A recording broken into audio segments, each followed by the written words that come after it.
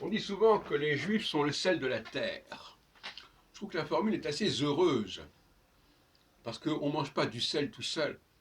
Le sel ne peut se consommer que mélangé avec des produits dont il ne sera finalement qu'une toute petite partie, mais une partie essentielle, qui va donner du goût et qui va permettre de manger ce produit, en fait.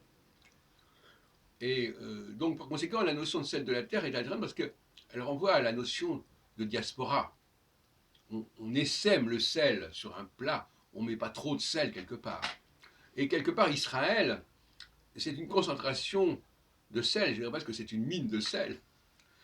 D'ailleurs, la mer Morte fait partie du royaume de cette région, partagée entre la Jordanie et Israël, est terriblement salée, mais trop salée justement. Et voilà, donc la deuxième création, elle fournit l'encadrement pour la troisième création. Tout comme la première création fournit l'encadrement et le fondement de la deuxième création. Ça s'emboîte comme ça. Et la troisième création, qui est celle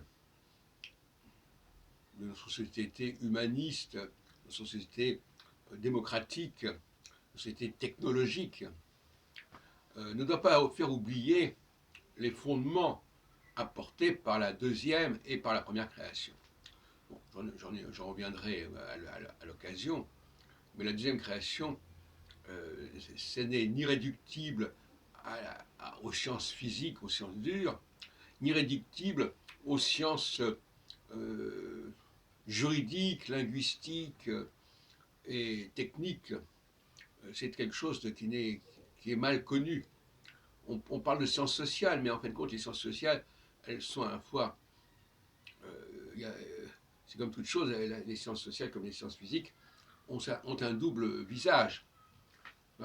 Le réaménagement du système solaire ou de l'humanité lors de la deuxième création fait qu'on crée quelque chose qui n'est pas exactement identique à l'univers et au vivant.